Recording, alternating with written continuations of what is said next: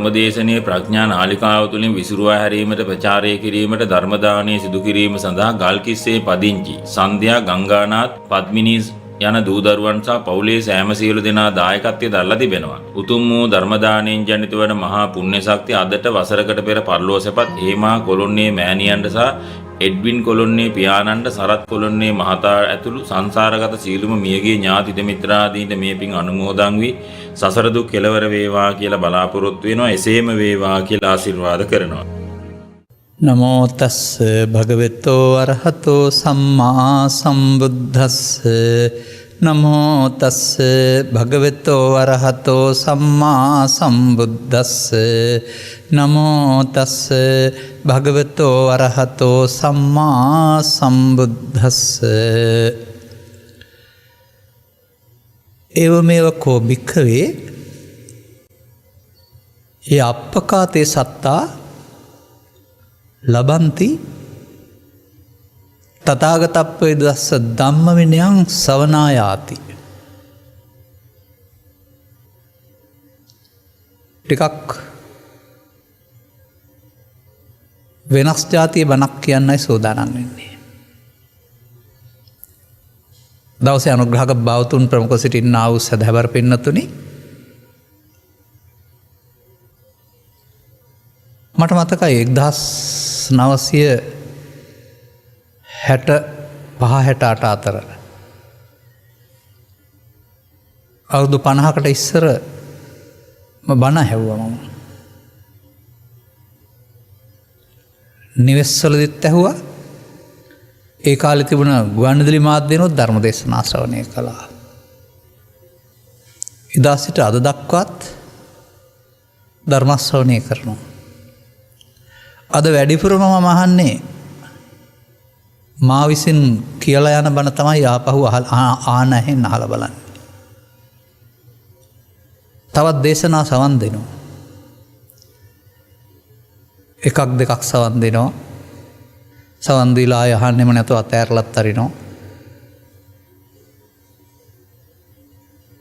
මේ බණ අහනවා කියන වචනේ මම මේ විස්තර කරන්න හදන්නේ. ජම්බුදීප පෙయ్యాලේ උපමාවට ගන්න බුදුරජාණන් වහන්සේ ඉන්දියාවේ සුන්දර තැන් ටිකයි තියෙන්නේ, අසුන්දර තැන් ගොඩයි තියෙන්නේ කියලා කියනවා. අන්න ඒ වගේ මහන්නේ මේ මිනිසුන් අතර විශාල මිනිස් සංඛ්‍යාවකින් ටික දෙනෙක් තමයි තථාගතයන් වහන්සේ දේශනා කර වදාළ මේ ධර්ම විනය අහන්න ලැබෙන ටික දෙනෙකුට කියලා කියනවා. මේ ලෝකෙ ටික දෙන අතරට ගත්තාම අන්‍ය ආගමිකයෝ ඔක්කොම හුඟ දෙනාට අයිති වෙනවා. ඊට පස්සේ බෞද්ධයෝ ටික දෙනා වෙනවා. බැලුවැල්මට හරි නෑ, ඊටත් එහාට යන්න වෙනවා. බෞද්ධය අතරිනුත් ඊට පස්සේ නිරවුල් නිවැරදි බණ, දුකට හේතු අයින් කරමින් ගැනීමෙන් දුක නැති කරන ආකාරය කියා දෙන නිරවුල් බණ ලේසියකට කෙනෙකුට අහන්න හෝ තේරුම් ගන්න හම්බ වෙන්නේ නැහැ. ඇයි මම මේ වැරදි බණ හරි බණ කියන්නේ? බුදුරජාණන් වහන්සේගේ හැමව තියනවාද? නැහැ. බුදුරජාණන් වහන්සේ ළඟ නම් වැරදි බණ මොකක්වත් නැහැ. නමුත් මෑත කාලීනව විග්‍රහ වෙන්නා වූ දහම් කරුණු ඔස්සේ සකස් වුණ සමාජය, ග්‍රන්ථාරූඪ වෙන්නේ නැති සිවන්නේ නැති සිවස් 9කට විතර පෙර අනතුරු මේ යුද බිය, රෝබිය, නියං බිය ආදී කාරණා නිසා යම් යම් සසුන નિසරු වී ගිය බව, භික්ෂූන්ගෙන් හිස් වෙන තැනටපත් වී ආ බව, අවුරුදු 300කට පවන පෙර බඳු තත්ත්වයක් තිබුණ බව සහ යලිත් ගොඩනගාගෙන ඉන්න බව කියන මේවා අහන්න ලැබෙනවා අපට.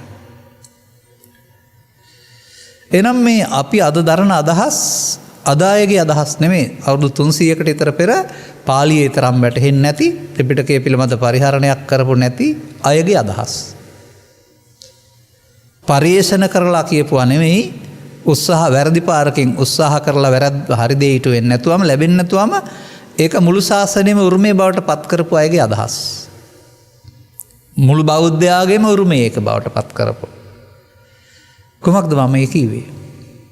මුළු බෞද්ධයාගේම උරුමය බවට බලෙන් පත් කරලා තිබෙනවා බෞද්ධයින්ට අද කරන්න පුළුවන් පින් කරන එක විතරයි. ඒකෙන් පරලෝකයෙන් අනාගත බුදුහාමුදුරුවෝ තමයි අපට ධර්ම විනය කියලා දෙන්න සතර දුකින් මිදෙන්න.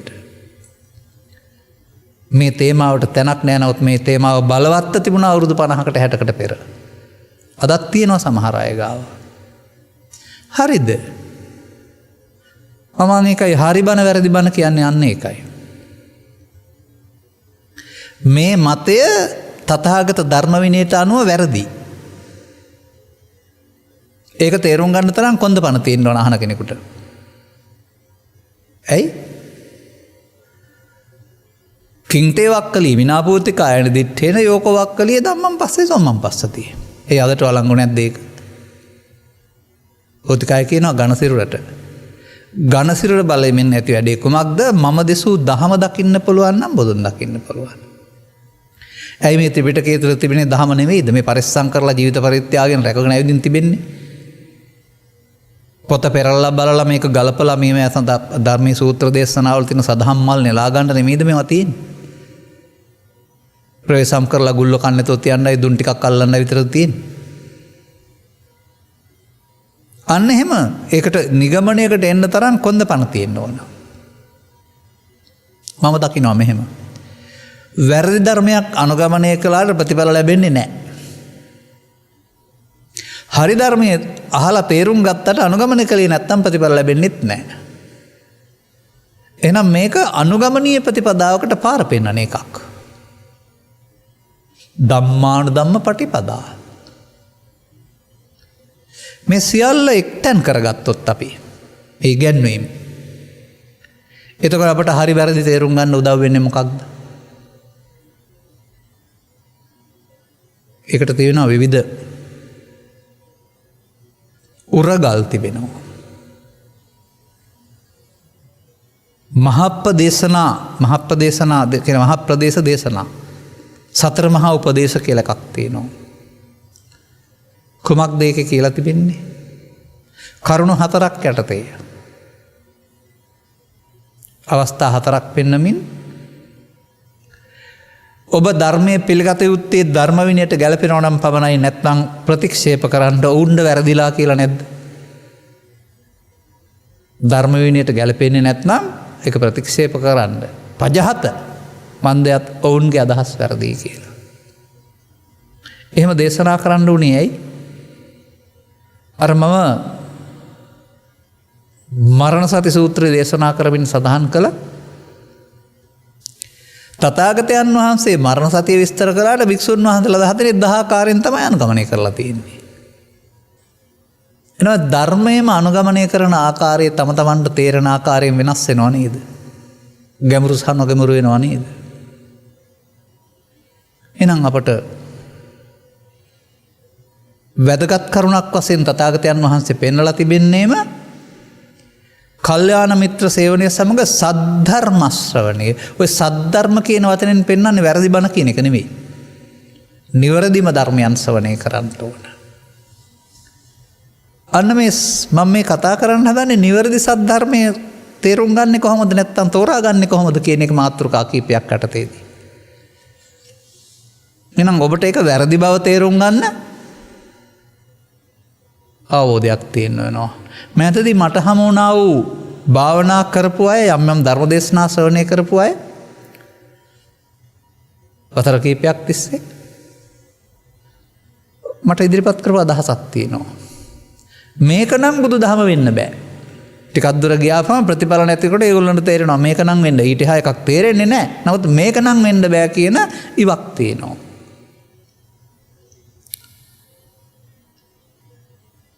ළමා කාලයේදීම මේ ඉව මට තිබුණ නැත්නම් මේ ගමන එන්න බෑ. ඒ නිසා අපට පරම්පරාවෙන් හරි සංසාරයෙන් හරි තථාගතයන් වහන්සේ පිළිබඳ අචල විශ්වාසයක් තියෙන්න ඕන. බුදුන්ට නම් වරදින්න බෑ කියන එක. ඒ අචල විශ්වාසයෙන් යුක්තව අපි හොයන්න ඕන. සොයන්නාට සම්ම වේ. ඒ සොයන්නාට සම වෙන්නේ මොනවද? සොයන්නාට හමු වෙන්න ඕන සෝවාන් සකෘදාගාමී අනාගාමී අරිහත් වෙන මොකවත් හමු වෙලා හරියන්නේ නැහැ.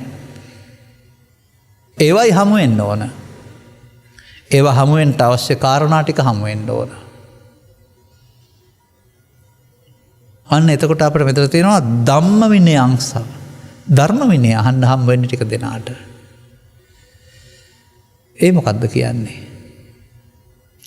ඒ කියන්නේ ධර්මයයි විනයයි දෙකම කියලා තමයි අපි හිතන් ඉන්නේ. සූත්‍ර දේශනා ධර්මය විනය පිටකයේ විනය. එමයි අපි හිතන් ඉන්නේ.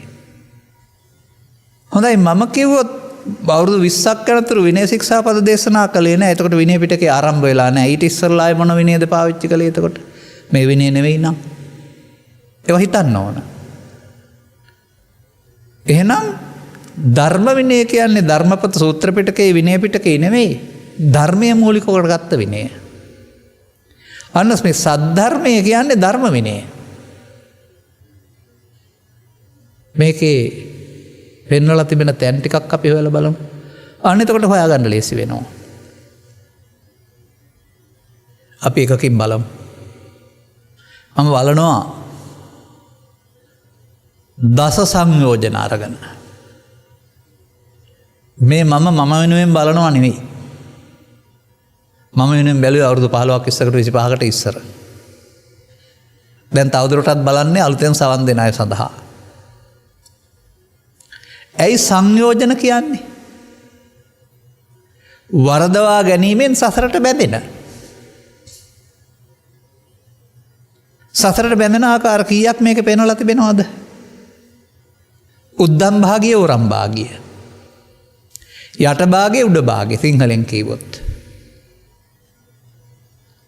කාම දුගතිය, කාම සුගතිය සතයි මේ ටික ඕරම් භාගය. ඕර හේවත් කාම ලෝක 11 ස්ථානයකට බැඳෙන්නේ කාමෝ. උඩ භාගෙට අරූපී රූපී ධාන ඔක්කොම 20යි ස්ථාන එක උඩ භාගයේ. අපිට ළමා කාලේ ලව් ගන්නනවා යට භාගේ 5යි උඩ භාගේ 5යි. විතරක් නෙමෙයි සසර දුකින් මිදෙන්න මේ 10ම කඩන්න දහම් පෙළක් අපිට උගන්වනවා. මට මතක විදිහට මම කියලා දෙන්නම්. දරුවන්ට පාලි උගන්වන වාක්‍යයක් තියෙනවා. 7 8 9 10 පන්ති වල වෙන්නේ නැති. අහං දස සංයෝජනතෝ මොංචිත්වා නිබ්බාණං ලබිස්සාමි. බහුවචනෙන් ගත්තොත් මයං දස සංයෝජනතෝ මොංචිත්වා නිබ්බාණං ලබිස්සාම. මම සංයෝජන 10න් මිදී නිවන් ලබමි. වාක්‍ය නම් හරි. වැඩේ හරිද? අන්න එකයි මම ඉදිරිපත් කරන්නේ. මේවා මේ පොත්වල තිබුණ පමණට පිළිගන්න කියලා බුදුහාමුදුරුවෝ දේශනා කරලා නැහෙනි. බලන්න. සංයෝජන හැදෙන්නේ කොහොමද බලන්න. එතකොටයි තේරෙන්නේ. ඇයි බුදුරජාණන් වහන්සේට මේක පහට දෙකට බෙදන්න උනේ? 10ම තියන්න බැරි ඔක්කොටම ඕන නම්. නෑ එදා හිටි සමාජයේ හිටි අය මේ දෙකින් එකකට තමයි බැඳිලා හිටියේ. ගෙදර ඉන්න අය ඔක්කොම හේවත් උතක්ජන සියලු දෙනා ඕර පහේ. සක්කාය දිට්ඨි විචිකිච්ඡා සීලබ්බත පරාමාස කාමරාග පටිග. මේවා බලෙන් යට කළ අය තේරුම් ගත්ත අය නෙවෙයි. මේ වෙනුවට උඩ පහෙන් 4කට කෙලෙස් යටපත් කරපු අයට නීවරණ 8 වෙනියට ලැබෙනවා රූපාවචර සමාධිය කියලා එකක්. මේකට ඇලුනහම තමයි රූප රාග මාන උද්දච්ච අවිද්‍යාව කියන 4 සංයෝජනයක් බවට පත් වෙන්නේ. ඒක නෙමෙයි සදාකාලික සනසීම කියලා ඉන් එහාට දිනු කරනකොට තමයි අරූපී ධානය හම්බ වෙන්නේ. එතකොට අරූප රාග මාන උද්දච්ච අවිද්‍යාව මේ දෙකේ පහ නැහැ 4 තියෙන්නේ. මේ මම වැරදි බණ පෙන්නන හැටි. අනතුරුව පාසල් පොත, දහම් පාසල් පොත, පිරිවෙන් පොත සංයෝජන 10 ලියලා කැඩෙන ආකාරය හරි ලස්සන පෙළක් හදලා උගන්වනවා. සක්කාය දිට්ඨි විචිකිච්ඡා සීලබ්බත පරාමාස කැඩුනහම සෝවාන්. කාමරාග ව්‍යාපාද තුනී වුණාම සකෘදාගාමි. විනාශ වුණාම අනාගාමි. රූප රාග අරූප රාග මානෝද්දච්ච අවිද්‍යාව කරුණාම රහත්. මේකේ තියෙන මෝඩකම තේරෙන්නේ නැහැ කෙනෙකුට ලේසියකින්. අන්න ඒකටයි බණ අහන්න ඕන. මම කියනවා මුළු ලෝකෙම මේක ඇත්ත කිව්වත් මම තනියෙන් විරුද්ධ වෙනවා මේක පල්බරුවක්. වැරැද්දක්. එහෙම හන්දහයක් තියෙනවා මගේ කොන්දට. ඇයි? මම සංයෝජන කියන පදේ හොයනවා. හොයනකොට මට හමු වෙනවා සක්කාය දිට්ඨි කියන පදේට තේරුම. මොකද්ද සක්කාය දිට්ඨි කියන්නේ? ඔය සමහර මෝඩ මිනිස්සු කියන පරිදි මේකයි මගේ කියන එක නෙවෙයි. සක්කාය කියන්නේ මේකයට කියලා සිංහලෙන් ලියපු මෑත පොත්වල තිබුණට ත්‍රිපිටකේ නෑ. ත්‍රිපිටකේ සක්කාය කියන්නේ රූප වේදනා සංඥා සංකාර පහට. රූප වේදනා සංඥා සංකාර පහ හටගන්නේ ඇසෙන් කනෙන් නාසයෙන් දිවෙන් කයෙන් හෝ සිතින් මනුස්සයෙන්ගෙන. එතකොට ගිලාන සූත්‍රයේ හමු වෙනවා මේ කයක් නැති වුණාට අරූපී ධානලාභිය තුලත් සක්කාය තියෙනවායි කියලා. සක්කාය කියන්නේ මේ කය නම් ඔය කියන විදිහට අරූපී ධානලාභියත් මස් කන මස් තියෙන ඇටකටු තියෙන ශරීරයක හිමිකාරයෙක් වෙන්න වෙනවා. නෑ එහෙම තියෙන අපට සහ සත්තුන්ට විතරයි. භූතයින්ටත් නෑ, ප්‍රේතයින්ටත් නෑ, දෙවියන්ටත් නෑ, බ්‍රහ්මයින්ටත් නෑ. එහෙනම් මේ කය නොවේ නම් සක්කාය කියන්නේ මොකද්ද? අන්න එහෙනම් පව තුල රූප වේදනා සංඥා සංකාර පහ සක්කාය තියෙනවා. අපායේ. දෙවියන් තුල රූප වේදනා සංඥා සංකාර පහ තියෙනවා සක්කාය. ඒකේ පින තියෙන්නේ අරගේ පව තුල. අපිට තියෙන්නේ කාම ආරමුණ තුල. ධානලාභීන්ට ධානයේ තුල රූප වේදනා සංඥා සංකාර පහ තියෙනවා සක්කාය. දැන් සක්කාය දිට්ඨි කියන්නේ මොකද්ද?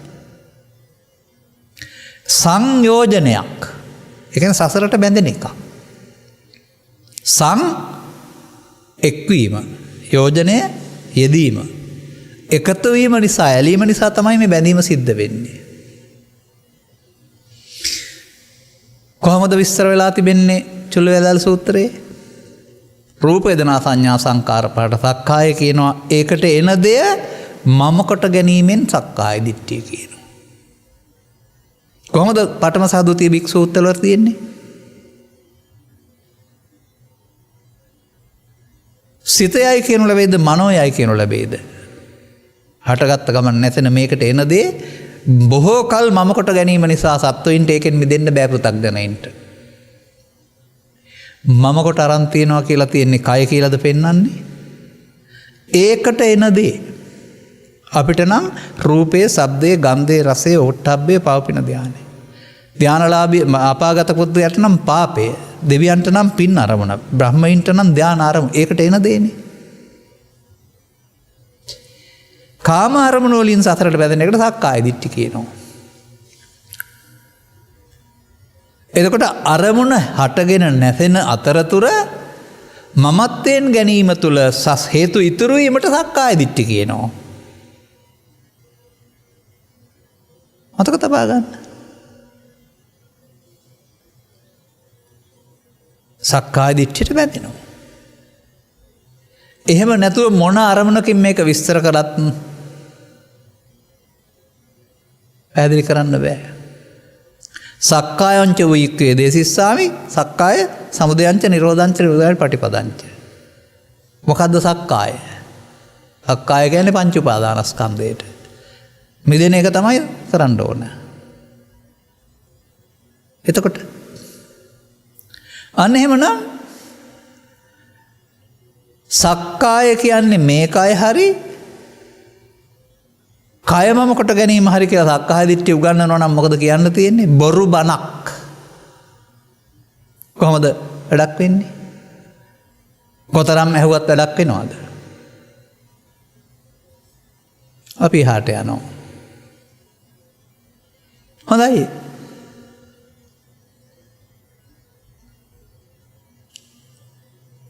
සෝවාන් වෙන්න සක්කාය දිට්ඨි විචිකිච්ඡා සීලබ්බත පරාමාස වල ගැඹුර තේරෙන්න ඕන. ඇස් දෙක පියාන සමාධියක් වැඩුවට මේක තේරෙයිද කාට හරි?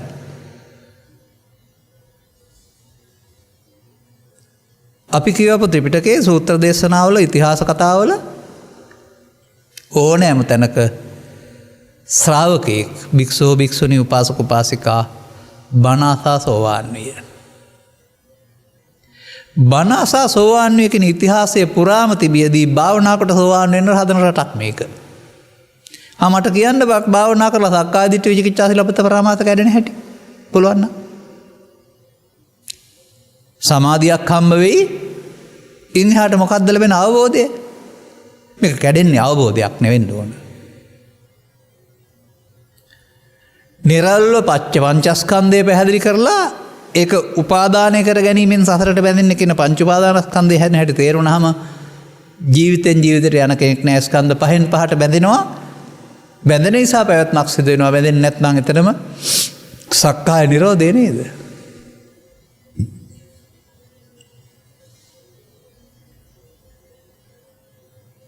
එහෙමයි හොයන්න ඕන. එතකොට ඒක අවබෝධයක් නේද? කොහොමද මේ අවබෝධය ලැබෙන්නේ? ඇස් දෙක පියාන හිටියට. බුදුන් කියන්නේ ස්කන්ධ පංචකයේ අනාත්මයට. බණ අහලා තේරුම් ගන්න තුරු බුදුන් තේරෙයිද? බුද්ධ ආදීන සාට තැන සැකේ කැඩෙන්නේ. ධර්මය කියන්නේ සංස්කාරයන්ගේ අනිත්‍ය අනාත්ම වෙන නැත්නම් නිවීමට. නිවීමට කියන නමක් බුදු සමය ධර්මය කියන්නේ.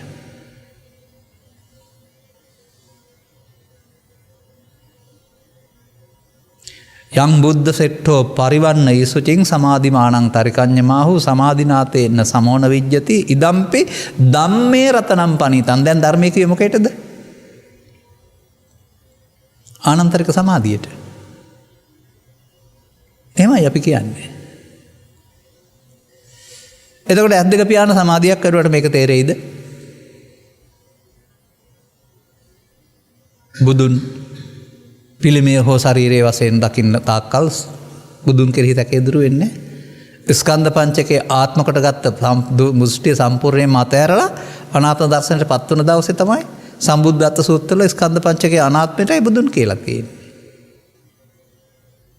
ධර්මයේ කියලා තියෙන්නේ අකුරු වලට හරි බණ පොතට හරි සූත්‍ර වලට හරි නෙමෙයි. ස්කන්ධ පංචකයේ අනිත්‍ය අනාත්මයට නැත්තම් මේ ආනන්තරික සමාධියට. තේරෙයිද ඇස් දෙක පියාන හිටියට? සංඝයා කියලා තියෙන්නේ සිවුරු පොරවගත්ත අය කියලා හිතන් ඉන්නවද? නෑ. මේ මාර්ගඵලලාභීත්වයට පත් වෙනකොට භික්ෂු භික්ෂුණී උපාසක උපාසිකා ඕන කෙනෙකුට මේ ත්‍රිලක්ෂණය පිළිබඳ ව්‍යක්ත විසරද විනීත බහුසුත බවක් ලැබෙනවා. ඒ ඕනකමකට අයිති වෙන්නේ ඊට පස්සේ මේ ආර්ය සංඝ ස්වභාවය. සංඝ කියන්නේ හාමුදුරුවෝ විතරයි කියලා හිතන් හිටියාම සක්කාය විචිකිච්ඡාව කැඩෙනවද? සීලබ්බත පරාමාසය පුංචි කාලේ ඉඳලා ඉගෙන ගත්ත මට මතකයි. ආජවෘත ගෝවෘත සුනක වෘත සීලබ්බත පරාමාසය. ලංකාවේ එකක් කොතනකවත් නැහැ. එහෙනම් සීලබ්බත පරාමාසය නැද්ද ලංකාවේ?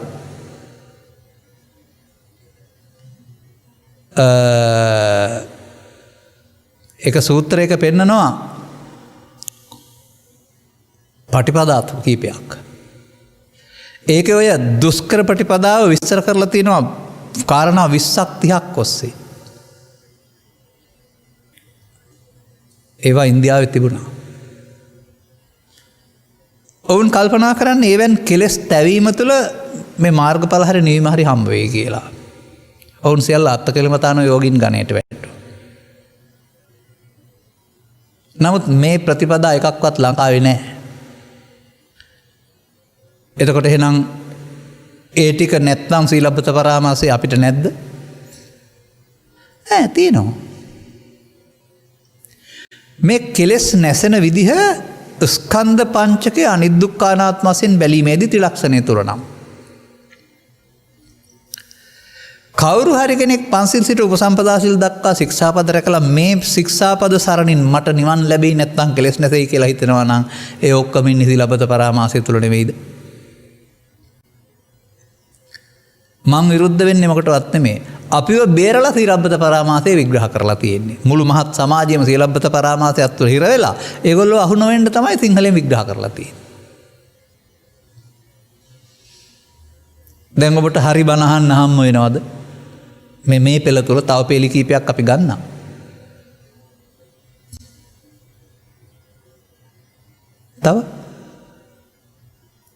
තව එහාට යන්න වෙනවා. ඇයි එහෙම යන්න වෙන්නේ? මේ ත්‍රිපිටකයේ පෙරලලා බලලා ධර්මදේශනා ගලපගත්තම හොඳට තේරෙනවා වෙන්න පුළුවන් සහ බැරි දේ.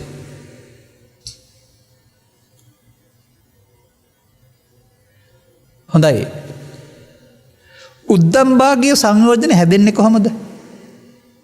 ගෙදර ඉඳලා රූප ශබ්ද ගන්ධ රස ස්පර්ශ අරමුණු රස විඳලා උද්දම් භාගීය සංයෝජන හැදෙනවද? නැහැ.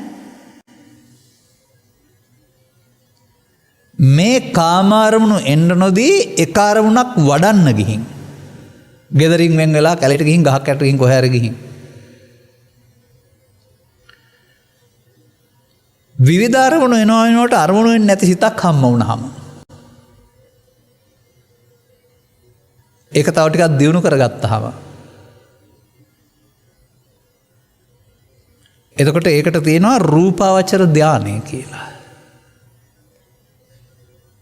මේ රූප ශබ්ද ගන්ධ රස විඳිමින් එදිනදා දෛනික කටයුතු කිරීම මේක කරන්න බැරි නිසා තමයි කැලේට ගිහින් ඒ අය ලෝකෙ මග ඇරලා ආහාර සීමා කරලා නෙල්ලියඩයක් විතරක් කමින් නාරිලතා මලක් දෙසවත් නොබලමින් මේ කෙලෙස් යට මතු නොවෙන්න අරමුණක් වැඩුවේ. එතකොට ලැබුණා වූ සමාධියට තමයි රූපාවචර ධානය කියන්නේ. දැන් ඔවුන් ඒක නිවන වශයෙන් සලකලා ඒකට බැඳුණා. ඔබට එහෙම තියනවාද බැඳීමක් සංයෝජනයක් ගෙදර ඉන්නකොට? නැහැ. ඔබට තියෙන්නේ කාමරාග ව්‍යාපාද. නැත්නම් සක්කාය දිට්ඨි සීලබ්බත පරාමාස. මේ දහම් පෙළ අපට උගන්වන්නේ මේ පහ කඩලා ඉතුරු පහට බැඳිලා ආය කඩන්න කියලාද? මුළු මහත් සමාජයෙන් මං අහනවා. සංයෝජන කියන්නේ වරදවා ගැනීම නිසා බැඳෙනවට. අපි බැඳිලා නැත්තම් බුදුහාමුදුරුවෝ අපිට කියන්නේ වරද්දාගෙන බැඳිලා ආය කඩන්න කියලාද? නෑ, වරදවාන බැඳිලා හිටපු අය හිටපු නිසා ಭಾರತೀಯ සමාජයේ වුන්ට ඒක වදාලා. මෙතන පහක් නෑ. රූප රාග ඒ කියන්නේ රූපී ධානය. මාන උද්දච්ච විද්‍යා. ඒක තුල මාන උද්දච්ච විද්‍යාව තියෙනවා. ඒ මාන කියන්නේ රූප ධානය මම කොට ගත්ත එකට. ඒකේ පවතිනා වූ නොසංසිඳුණු ස්වභාවයට උද්දච්ච කියලා කියනවා. ඒකේ පවතිනා වූ මුලාවට අවිද්‍යාව කියලා කියනවා.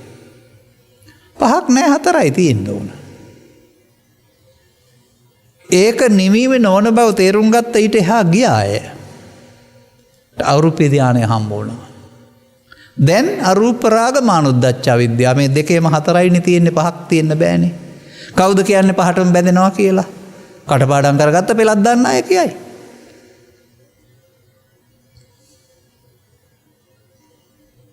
එතකොට බුදුන් වහන්සේ පහළ වුණ සමයේ කාම ලෝකේ හිටපු අය මුල් පහට බැඳලා හිටියා. රූපී ධානලාභින් රූපී ධාන හතරට බැඳලා හිටියා. අරූපී ධානලාභින් අරූපී හතරට බැඳලා හිටියා. එහෙමයි මේක සංයෝජන 10ක් වෙන්නේ. දැන් මේ තේරවාදී අපේ දහම් පෙළේ හැටියට අපිට එනන් රූපී ධානවත් උපදින්න වෙනවා, උපදවන්න වෙනවා, උපදලා කඩන්න වෙනවා. අරූපී ධානවත් උපදවන්න වෙනවා, උපදලා කඩන්න වෙනවා අනාගාමීදිට රහත් වෙන්න. හරි බනද බොරු බනද උත්තර දෙන්න බෑ ලේසි කෙනෙකුට.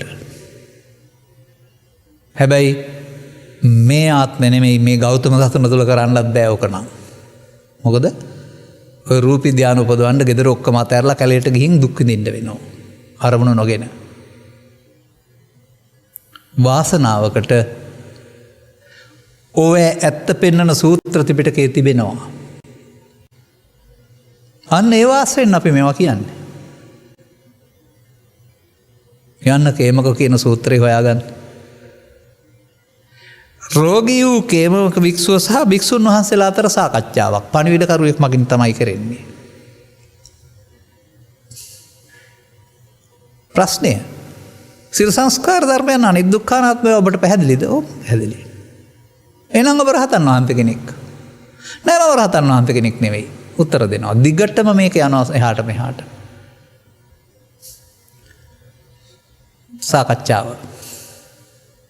අවසානයේ උන්වහන්සේ පැහැදිලි කරනවා සක්කායදිට්ඨි විචිකිච්ඡා සිලබ්බත පරාමාස කාමරාග ව්‍යාපාද කරුණෙන් පස්සේ අනාගාමී. අනාගාමී සහ රහත් අතර කාමරාග ව්‍යාපාද නැති මානයක් තියෙනවා. ඒක තමයි මම. උන්වහන්සේ වදාරනවා අය එතන ඉන්නේ. ඒ නිසා රහතන් වහන්සේ කෙනෙක් නෙවෙයි කියලා.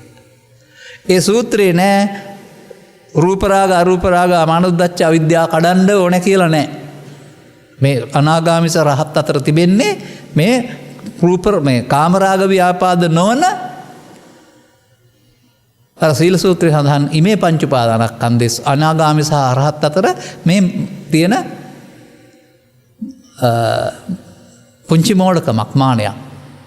ඒක විතරයි කඩන්න තියෙන්නේ. සංයෝජන 10ම කඩන්න ඕන නම් කේමක සූත්‍රයේ බොරු. සංයෝජන 10 කතාව ඇත්ත නම්. යන්න අංගුත්තර නිකායේ සත්තක නිපාතයට. උද්දකූපම පුද්ගල සූත්‍රය. හරි ලස්සන සූත්‍රයක්. මේක විග්‍රහය හොයාන යන්න. එතකොට පෙන්නනවා එක එක පුද්ගලයාගේ සංයෝජන කැඩෙන හැටි.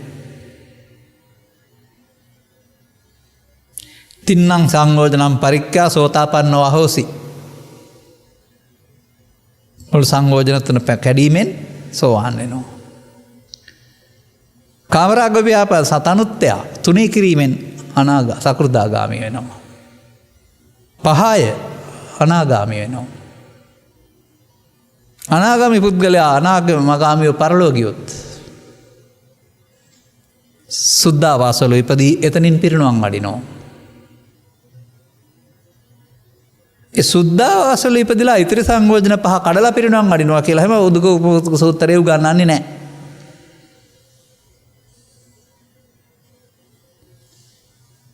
මෙහි එන්නෙත් නැහැ. එන්නේ නැත්තේ කාමරාග ව්‍යාපාද නැති නිසා. තත්ත පරිනිබ්බායි. කේමක භික්ෂුවක් පෙන්වනවා අනාගාමී සරහත් අතර තියෙන මොහොතේ විතරයි කියලා. උද්දම් භාගී සංයෝජන තියෙනවා කියලා පෙන්වන්නේ නැහැ. උදකෝම පුද්ගල සූත්‍රයේ තථාගතයන් වහන්සේ වදාරනවා අනාගාමීව පරලෝ ගියොත් ඔය කියන සුද්ධාවාසවල උපදී ලැබලා එතනින් පිරිනුවම් වඩිනවා. ඒගොල්ලෝ ආපහු අපාය යන්නේ නැහැ. අර රූපී අරූපී ධානලාභීන් ධානය පිරුණාම අපාය පැත්තට එනවා. ඉතුරු සංයෝජන පහට බැඳිලා හිටියේ නෑ නේද අනාගාමී පුද්ගලයා. ඒ හින්දා කඩන්න තිබුණෙත් නෑ නේද? අපට කියන්නේ මේ කටපාඩම් කරගත්ත පොත්වල තියෙන ඔක්කොම ඉහෙමුදින් පිළිගන්න කියලාද? කරන්න බැරි වැඩ කරන්න පොරාලන්න කියලාද කියන්නේ? මම විග්‍රහය ඉදිරිපත් කරන්නම්. ධර්මයේ තේරුම් ගත්තේ නැති ආය භාවනා කරන්න ගිහින් කාමරාග ව්‍යාපාද නැත්තම් නීවරණ යටපත් කරගෙන මුල් සංයෝජන පහ යට කරලා අග පහට පහෙන් හතරකට අහු වුණා. ඒ මුල් ඒවා යට කරලා අහු වුණා අතකිල මතාන යෝගීන්. අපිට ධර්මයක් හම්බුණා අපි මුල් පහක් පොල් තුනක් බණ අහලා කඩාගෙන ඊටු ටික විදර්ශනාවේ විනාශ කරන්න ඕන.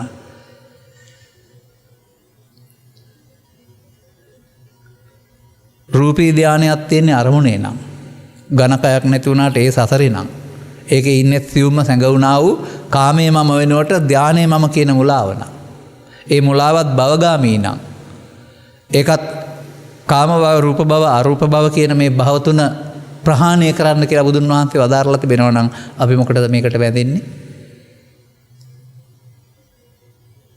මට කියන්න. එනිසා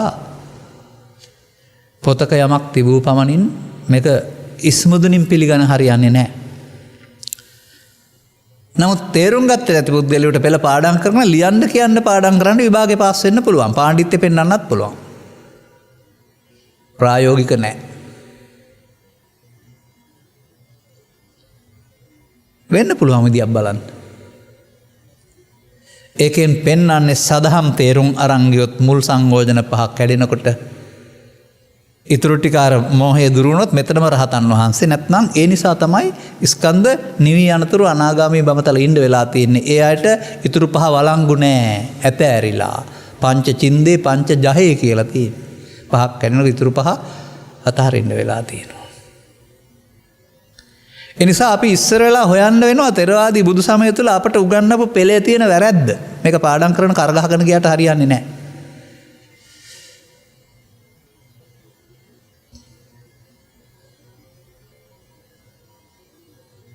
තවත් තැනකට අපි යනවා.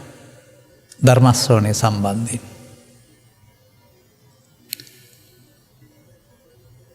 එතකොට අපට තවත් දේවල් හම්බ වෙනවා.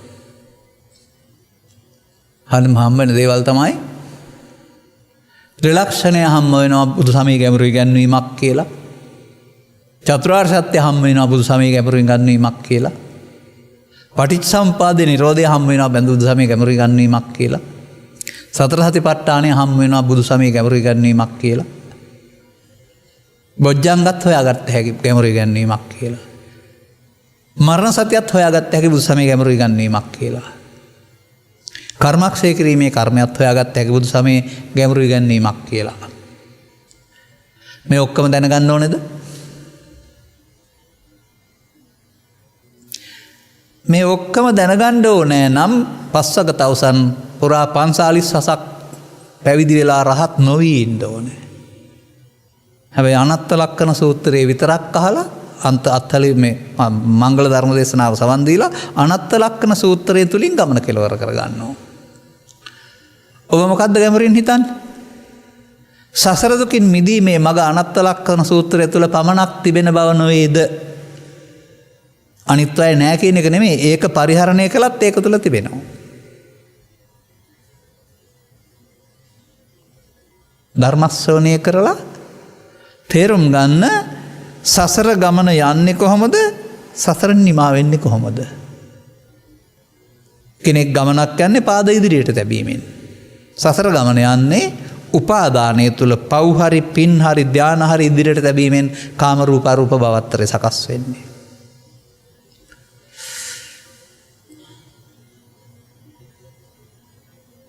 දැන් මේ සමාජයේ ගිහි සමාජයේ පැවිදි සමාජයේ නිවන් ඉලක්ක කරගෙන පින් කරන්න කියනවා.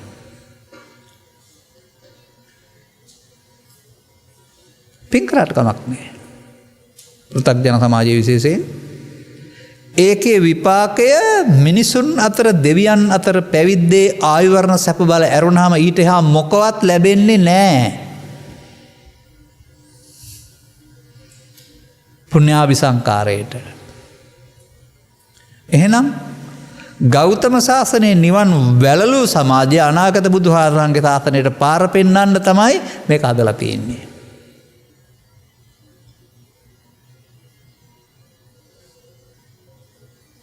තේරුම් ගන්න එකනේ කරන්න ඕන. ඇයි අபிසංකාර කියන්නේ? දැන් රැස් කරපුවාම අනාගත ඵලයක් හම්බ වෙන නිසා. එනම් මොනම අபிසංකාරයකටවත් අනාගත විපාක ඇරුණාම ඊට වඩා දෙයක් හම්බ වෙන්නේ නැහැ. මොනවද අபிසංකාර? පෘථග්ජන පුද්ගලයෙක් ස්කන්ධ පංචකේ පාවිච්චි කරලා පව් රැස් කරනවා නම් පව් උපාදාන වෙනවට අපුණ්‍යාභිසංකාර කියනවා. පෘථග්ජන පුද්ගලයෙක් පින් රැස් කරලා පින් උපාදාන වෙනවට පුණ්‍යාභිසංකාර කියනවා. පෘථග්ජන පුද්ගලයෙක් කාම ලෝකේ මේවා අතහැරලා ධාන කුසල් රැස් කළොත් ඒකට ආනිජ්ජාභිසංකාර කියනවා. අභිපදයේ තියෙනවා නම් ඒකට කියන්න වෙනවා අවිද්‍යා පත්‍ය සංඛාරා කියලා. සංකාර රැස් කිරීමෙන් භවයේ සෑදේ අபிසංකාර. සංකාරංච නිරෝධේන නැති දුක්ඛස සම්භවෝ සංඛාර නිරෝධ කරත් නේද දුක නැති වෙන්නේ? කවුරු හරි සංකාර රැස් කරලා නිවන් ලබන්න පුළුවන් කිව්වොත් වැරදි නැද්ද? සමාජයෙන් මම අහන්නේ. සංකාරංච නිරෝධේන නැති දුක්ඛස සම්භව සංකාර නිරෝධ කරන්නයි ඕනේ. මොන සංකාරය රැස් කළද සංකාර නිරෝධ වෙන්නේ? අපුඤ්ඤාභි සංකාරය රැස් කළද පුඤ්ඤාභි සංකාරය රැස් කළද අනිජ්ජාභි සංකාරය රැස් කරලාද? නෑ. විසංකාරගතං චිත්තං කරලා. සිත සංකාරගත වීම වළක්වන්න විරිය කරලා.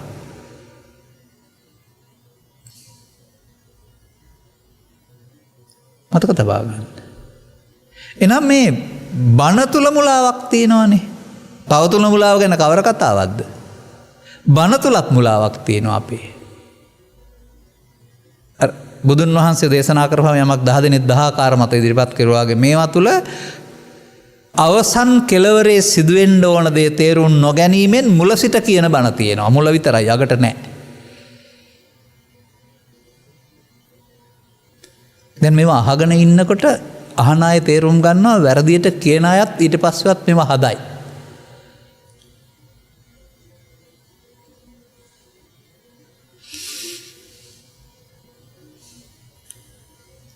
මේ ධර්ම දේශනාවන් තුළ මම කසලුවට සංඛාර කියනවායි කියලා කලක් තිස්සේ කියනවා.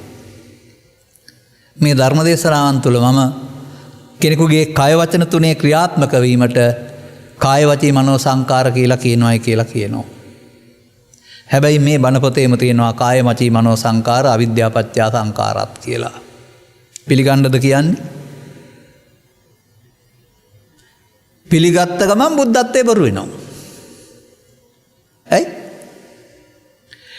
උදාන වාක්‍යය තියෙන්නේ අවුරුදු 35 වෙනකොට විසංකාරගතං චිත්තං සිත සංකාරගත වීම මිදුණයි කියලා. දැන් අවිද්‍යාව පත්‍ය සංකාරා නැහැ.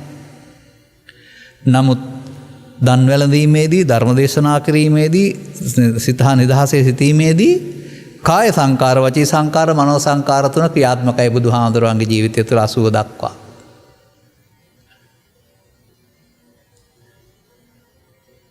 කාය වචී මනෝ සංකාර කියන්නේ අවිද්‍යාව පත්‍ය සංකාර නම් බුදුහාමුදුර බුද්ධත්වයට පත් වෙලත් අවිද්‍යාව පත්‍ය සංකාර 80 දක්වාම. කාය වචී මනෝ සංකාර වලින් පුනර්භවය ලැබෙන්නේ නැහැ. උන්වහන්සේ පුනර්භවය ලබන්න දෙන හේතු 35 දී අයින් කළා. පුනර්භවය ලැබෙන්නේ පුණ්‍යාභි අපුණ්‍යාභි අනිජ්ජාභි සංකාරයෙන්. ඒවා නිරෝධ කරපුවාම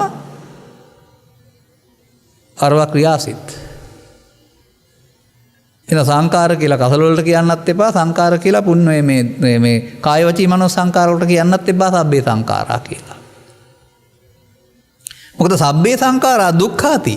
කාය වචී මනෝ සංකාර සබ්බේ සංකාර නම් බුදුහාමුදුරුවෝ බුදු වෙලා දුක් විඳිනවා අවුරුදු 80 දක්වා. කියන්නකො කවුරු හරි බුදුහාමුදුරුවෝ අවුරුදු 35 80 දක්වා දුක් විඳලාද කියලා. ඒ කාය වචී මනෝ සංකාර සබ්බේ සංකාර නම් දුක් විඳින්න ඕන. සබ්බේ සංකාර දුක්ඛාති. නෑ දුක් ගෙනත් දෙන්නේ පුණ්‍යාභි අපුණ්‍යාභි අනිජ්ජාභි සංකාර. දැන් සංකාරංච නිරෝධේන පුණ්‍යාභි සංකාරයේ නිරෝධ නම් කාමසුගතියේ අනාගත හේතු නෑ. අපුණ්‍යාභි සංකාරයේ නිරෝධ නම් අපායේ උපතිය නෑ. අනිජ්ජාභි සංකාර නිරෝධ නම් බඹලෝ උපත නෑ. දැන් නෙමෙයිද විසංකාරගතං චිත්තං? ඒ උන්වහන්සේට ඒවා තිබුණා. ඒ තිබුණේ අනිත් අය ගියේ පාරේ ගිහින් උපදවා ගත්ත නිසා. ආලාර කාලාමලා උද්දකරාම පුත්‍රයා අත්කලමතාන යෝගී බවට පත් වෙලා මේ කෙලෙස් යටපත් කරන සමාධි උපදවාගෙන ඒවා උගන්වපු නිසා සිද්ධාර්ථ තාපසයින්ට උන්වහන්සේට ඒවා තිබුණා.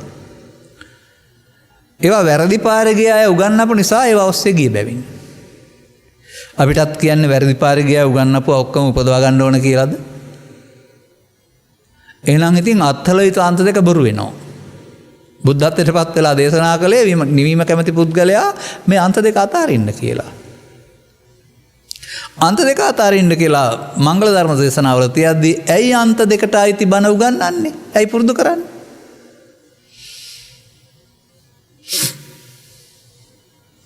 කෙලෙස් යටපත් කරන බණ.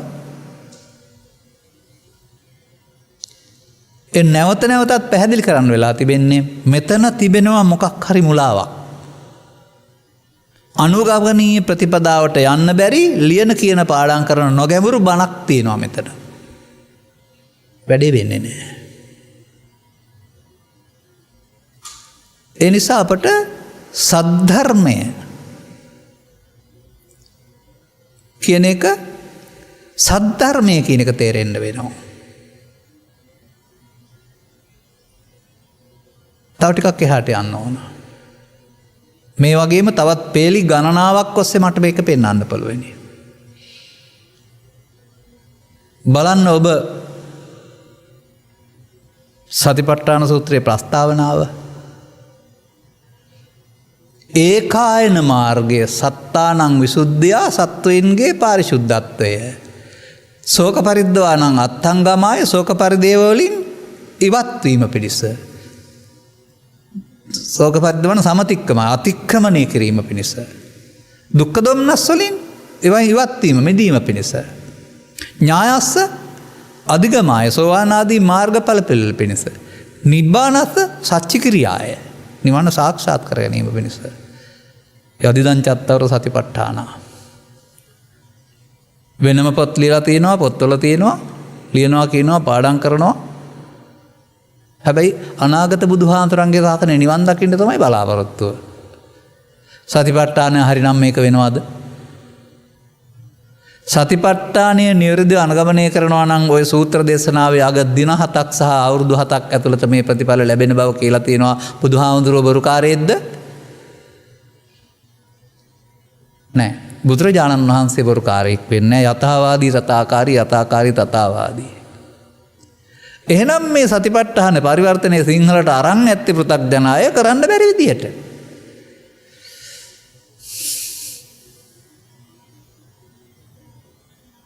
එනිසා මේ රටේ පවතින සදහම් විග්‍රහය පිළිබඳ මට විවේචනයක් තියෙනවා. නොගැඹුරු විග්‍රහයන් මේවයි පවතින්නේ.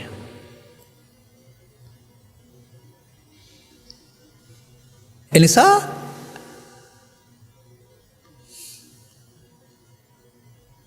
සතිපට්ඨාන සූත්‍රය විදර්ශනාවට හරවගෙන පංචස්කන්ධය තුළ දකින්න පුළුවන් ආකාරයට ගලපලා නෑ මේකේ. කාය වෙනයි, වේදනා වෙනයි, චිත්ත වෙනයි, ධම්ම වෙනයි.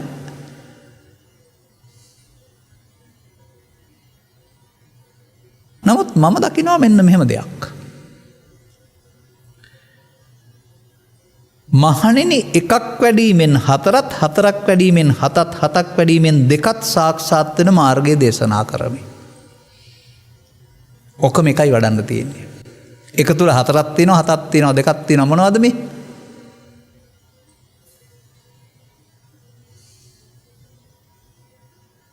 ඒක අවිද්‍යාව දුරු කිරීම හරි නැත්නම් අප්‍රමාදය හරි. ඒක කරනකොට ඒක තුල සතර සතිපට්ඨානෙ වැඩෙනවා කියලා තියෙනවා නේද?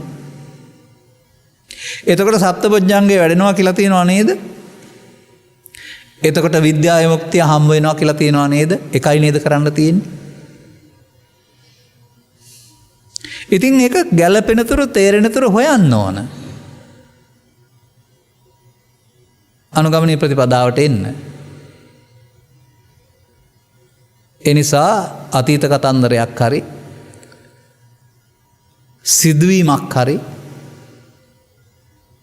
ජාතක කතාවක් හරි සද්ධර්ම රත්නාවලී කතාවක් හරි මොන හරි කතන්දරයක් කීවට ඒක සද්ධර්මයේ වෙන්නේ නැහැ.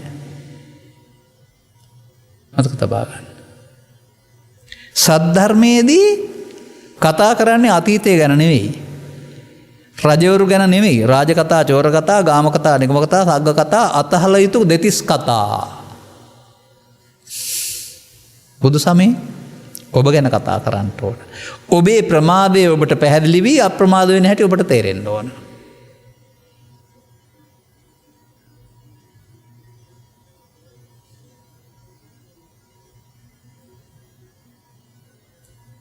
තව ටිකක් එහාට අපි යන්න ඕන.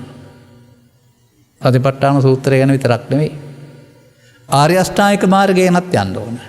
සම්මා දිට්ඨිය ගැනත් යන්න ඕන. කාලෙ මදි වෙන්නත් බැරි නෑ. ඒකයි මම කිව්වේ ඒක දිග කාරණයක් කාලේ ඉතුරු වෙන තැබිලින්තුරු පමණයි කියන්නේ කියලා.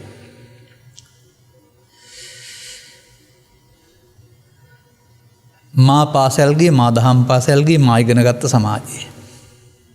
කවදාවත් මම දැක්කේ නෑ සම්මා දිට්ඨි කියන වචනට යහපත් දැකීම කියන වචනට එහා මොනම අර්ථයක්වත්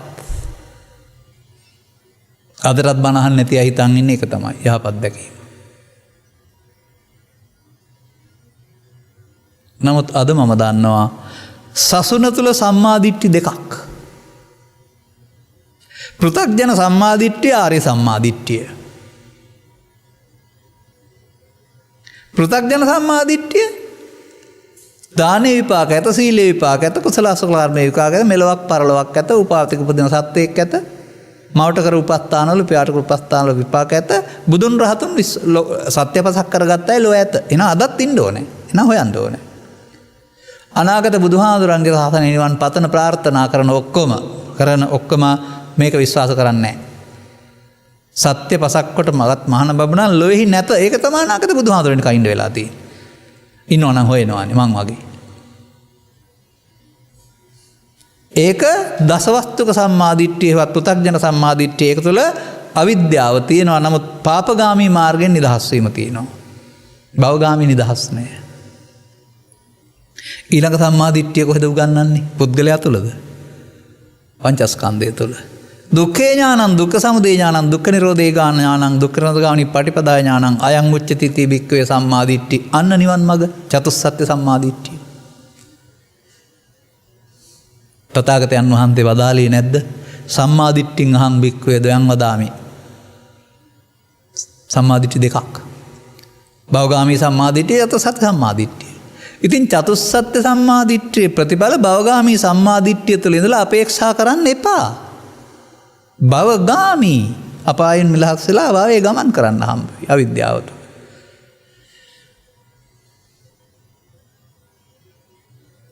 එහෙනම් දුක කුමක්දයි, හේතුව කුමක්දයි, නැතුව තැන කුමක්දයි, මාර්ගය කුමක්දයි වැටහෙන්න ඕන. ඇද්දක පියාන භාවනාවක් කරුවාට චතුස්සත්‍ය වැටහෙයිද? සමාධියක් කඩාගෙන පැත්තකට වෙලා ඉඳී මුල්ලකට වෙලා ඉඳගෙන කොහෙද ගහක් යට වෙලා හරි. ඇයි? සමාධිය මම වෙලා සමාධියට ලොල් වෙලා සමාධියට අර විරාගෝ, ධානානි විරාගෝ කියන මුලාව තියෙනවා. ඒවයි නෑ දැන් ඒවයි එන්නේ නැති නිසා හිතට මේවෙන් මන් නිදහස් වෙලයි කියලා. මට හමු වුණ බොහොම අය මේ සන්තෝෂය ලබලා පුදුම විදිහට සතුටුුණයි කියලා කියන අතර මාසයක් දෙකක් යනකොට කෙලෙත් එනකොටයි තමයි තේරුනේ මේ මුලාවක කියලා. කී දෙනෙක් මට කියලා තියෙනවද මේ බණ නැති භාවනා කරන්න ගියාය.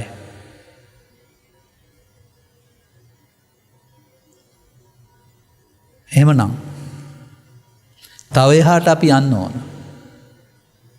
මේ අපි විග්‍රහ කරන්නේ සදහම් හමු වෙනහම ඔබට වෙන්න ඕන දේ තේරෙන්න ඕන. බණක් අහලා බණ අසනවා නම් පින්මය සිදුවන්නේ කියන එක ඇත්ත තමයි ඉතින්. නමුත් බණ ඇසීම පින් සිදු කර ගැනීමේ ලදරු පරමාර්ථයට නොයා යුතුයි. ඒ පෘථග්ජනයින්ට ඒක හොඳයි. බණ අසනවා නම් දුකටපත් වෙන්නේ කොහොමද, දුකින් මිදෙන්නේ කොහොමද කියන එක ඉගෙන ගන්න වෙනවා.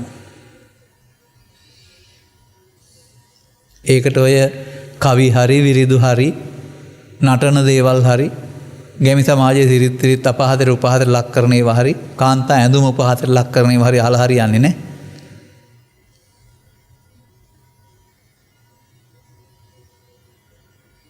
අන්නේ ඒකට ඊට එහා ගිය මේ යෝචේ වස්ස සතං ජීවේ අපස්සං උදයව් වලින් කියන කතාවෙන් කියන දේ අපස්සං උදයව්යම් පස්සත උදයව්යම් බවට ඔබට පත් කරගන්න හදාගන්න පාර හදාගන්න ඕන.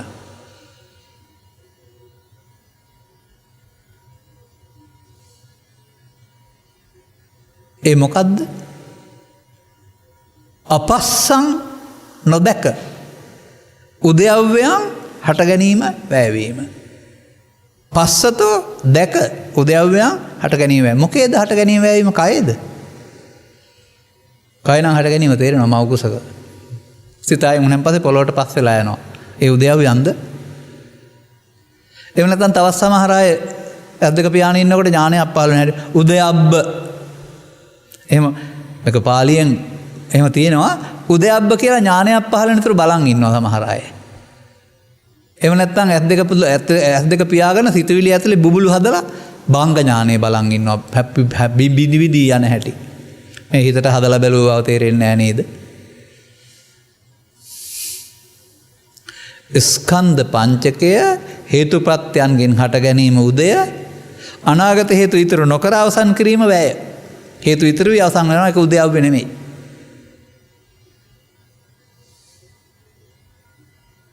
ඒක 아무තු ගවයෙකුට අං වෙනවා වගේ ඥානයක් පහළ වීමක් නෙමෙයි, මේක ස්කන්ධ පංචකයේ සුළු තේරෙන එක.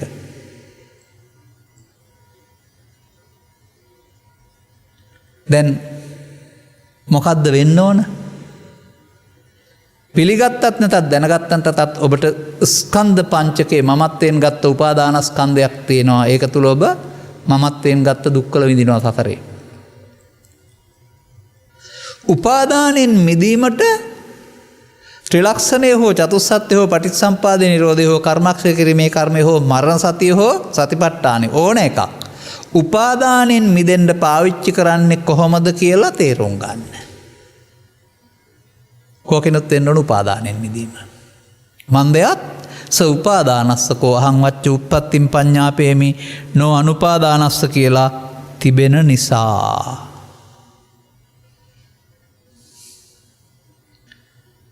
දැන් එහෙනම් බණ අන්තිමට මොකද්ද මම ඉදිරිපත් කළේ? අල්ප පිරිසක් තමයි තථාගතයන් වහන්සේ මනාවබදකත්ක ධර්ම විනය තේරුම් ගන්නෙ. අනිත් අය ධර්මේ නැති විනය. එහෙම නැත්නම් වැරදි බණ. මේ දහම් පෙරවල් තුළ තව කොතරම් වැරදි බණ ඇද්ද? මම කියලා තියෙනවා සමාජයට ආපහු කී හදාලා බලන්න ගිහින්. ගෙදර ගිහින් ලියන්න ආර්ය අෂ්ටාංග මාර්ගය. පිළිවෙලින් ලියන්න පාඩම් කරලා පොතේ තියෙන හැටියට. සම්මා දිට්ඨිස සම්මා සමාධි දක්වා. එහෙමමයි තියෙන්නේ. දැන් කඩන්න 36 ආවට. එතකොට සම්මා දිට්ඨි සම්මා සංකප්ප ප්‍රඥා වාචා කම්මන්තා ජීව සීල වායාම සමාධි. එතකොට ප්‍රඥා සීල සමාධි. ඒ තමයි පිහිටි ආකාරය. හැබැයි මේ කාර්ය ප්‍රතිපදාව. ඒ වුණාට උගන්වන්නෙම ළමයින්ටයි හාමුදුරුවන්ටයි පිරිවෙනේ දහම් පාසලේ සීල සමාධි ප්‍රඥා. සම්මා දිට්ඨි සම්මා සංකප්ප දෙක ගලවලා පල්ලෙහායින් හයි කරලා උඩට වෙන එකක් අරගෙන. මොකක්ද අයිතිය? සසර ඇවිදින එක ඔය සීල සමාධි ප්‍රඥා කියන්නේ. නිවන් ලබන එක නෙමෙයි. මන්දයත් ශික්ෂාපද සංවරයේ සීලය වෙනයි. සෝවාන් සිට රහත් දක්වා තියෙන සීලයට අරියකාන්ත සීලය කියනවා. සම්මා දිට්ඨි ප්‍රඥාවෙන් පස්සේ අරියකාන්ත සීලය ආරම්භ වෙන්නේ. සෝවාන් සිට රහත් දක්වා කෙලෙස් නැසෙන එක තමයි අරියකාන්ත අරියන් කැමති සීලය. එහෙනම් ප්‍රඥාවෙන් සීලය ලැබෙන සමාධිය අරියක ආනන්තරික සමාධිය. අනුගමනය කළ බලන්න. එනිසා සදහම් හොයන පින්නතුන්ට පින්නතියන්ට ස්වාමින් වහන්සේලාට බුදුදහම විග්‍රහ කිරීමේ පවතින වැරදි තේරුම් ගත්තහම අනුගමනයේ ප්‍රතිපදාවට එන්න පුළුවන්. එතකොට රටක් හැදෙයි. මිනිස්සු අවංක වෙයි, අහිංසක වෙයි. පාපකාරී වලින් මිදෙන්න සිද්ධ වෙයි. ඒකයි මම කිව්වේ වැරදි බණකින් කොච්චර මහන්සි වුණත් රට හැදෙන්නේ නැහැ. හරි බණ තේරුම් අරගෙන අනුගමනය කළේ නැත්නම් රට හැදෙන්නේ නැහැ. පළමුව වැරදි බණෙන් මිදෙමු. නිවැරදි එක තේරුම් අරගෙන අනුගමනය කරමු. එතකොට බුදුන් වහන්සේ වදාළ මේ සාන්ත වූ සැනසීම සමාහිත සුවය තව සූත්‍රවල සඳහන් කරලා තිබෙනා වූ වචන වලින් ගත්ත හැකි අපට ඕකෝන්නම්. ඒක හිමි කරගන්න පුළුවන් වෙනවා. සල්ලේක විහරණය, සංසිඳීමෙන් වාසය කරන උපසමසුඛය අත්දකින්න පුළුවන් වෙයි. ධම්මැස පාදා ගැනීම සඳහා ඔබ හැම දිනාට මේ කරුණු පැහැදිලි කිරීමත් හේතු වේවා කියන සුභාශිංසනය කරමින් ධර්මානුශාසනාව මෙතකින් අවසන් කරනු ලබනවා. අද මෙම ධර්ම දේශනාව ප්‍රඥා නාලිකාවෙන් විකාශනය කිරීම සඳහා අනුග්‍රහක දායකත්වය සපයනු ලබන්නේ ගල්කිස්සේ පදිංචි සන්ධ්‍යා, ගංගානාත්, පද්මිනී ඇතුළු දූ දරුවන් පිරිසක් විසින්. දූ දරුවන් නම් එහෙනම් වැඩිහිටියන් වෙනුවෙන් මොකක් හරි උපහාරයක් කරන්න ලෑස්ති වෙනවා. පුණ්‍ය ආනුමෝදනාව. අදට වසරකට පෙර පරලෝසෙපත් හේමා කොලොන්නේ මෑණියන්ට සහ එඩ්වඩ් කොලොන්නේ පියාණන්ට, සරත් කොලොන්නේ මහතාට සහ සංසාරගත සියලුම මියගිය ඥාති මිත්‍රාදීන්ට පින් පිණිස මෙම ධර්ම දේශනාව හේතු වේවා. මේ අනුග්‍රහක බවතුන් මෙන්න මේ වචනය සංශෝධනය කරගන්න. මියගිය සියලු දෙනාට පින් ලැබෙන්නේ නෑ. මියගිය අතර පරදත්ත උපජීවී බවට පත්වනොත් පමණක් පින් අනුමෝදන් වෙන්න හැකි. අනුමෝදනය දැනගෙන සතුටු වීමයි. දැනගන්න බැරි අයට පින් අනුමෝදන් වෙන්නේ නෑ. ඒ අයට උපහාරයක් දක්වන්න ගුණානුස්මරණය කරන්න. ධර්ම දේශනා කරවා ගැනීමෙන් ධර්මස්සෝණෙන් ජනිත පුණ්‍ය ශක්තියෙන් ඔබ ප්‍රාර්ථනා කළ පරිදි පරලොස්සපත්වන්ට යෙදනා වූ මේ සදාදරණීය මව්පියන් ඇතුළු කැටි පරලොස්සපත් ඥාතීන් අතර පින් කැමැති අය වෙනුවෙන් අනුමෝදන් කරමු. ජීවිත පිනින් පිරී දුකින් නැත මිදී නොලැබූ සැප සම්පත් ලබා මතු උපදිනා ජීවිතවලදී මිනිසත් බව ලැබ ත්‍රිලක්ෂණී වැනි දහම් කරුණක ගැඹුරු තේරුම් ගන්නට ලැබීම තුළින් ඔවුන්ටත් සකල දුක්ඛයන්ගේ නිමා වන්නා උතුම් නිර්වාණ සෝයෙන් සැනසෙන්නට මං හෙළි කරගන්න හේතු වේවායි ප්‍රාර්ථනා කරන්න. ධර්මස්සෝණය කළාට අනුග්‍රහක බවතුන් වශයෙන් ඔබ හැම දෙනාට මේ ආනිසංසය සහ අවබෝධය මෙලොව වශයෙන් නිදුක් නිරෝගී සුව පිණිස චිරජීවනයේ පිණිස හේතු වේවා. රැකියා ආදී කටයුතු යන්නේන ගමන් මෙවන් යහපත් අනාගත බලාපොරොත්තු දරුවන්ගේ අධ්‍යාපන කටයුතු සඵල වේවා. මේ රෝග පීඩාවන් හිමි නොවේවා, උරුම නොවේවා, දුරු වේවා. පාප මිත්‍ර ආදී සේවනයන්ගෙන් වෙන්ව කල්යාණ මිත්‍ර සේවනය ලබා ත්‍රිලක්ෂණීය වැනි දහම් කරුණක ගැඹුර ස්කන්ධ පංචකය තුළ අනුගමනය කරන්න ඕන ආකාරය දැක ගන්නට ලැබීම තුළින් ඔබටත් සකල දුක්ඛයන්ගේ නිමා වන්නා උතුම් නිර්වාණ සෝයෙන් සැනසෙන්නට හේතු වාසනා වේවායි සාදු කියලා ප්‍රාර්ථනා කරගන්න. සබ්බහිතයෝ විවජ්ජන්තු සබ්බ රෝගෝ විනස්සතු මාතේ බවත් අන්තරායෝ සුඛී දීඝායුකෝ භව. හැම දිනාටම තෙරුවන් සරණයි. දේශක්ඛයෝ නිබ්බානං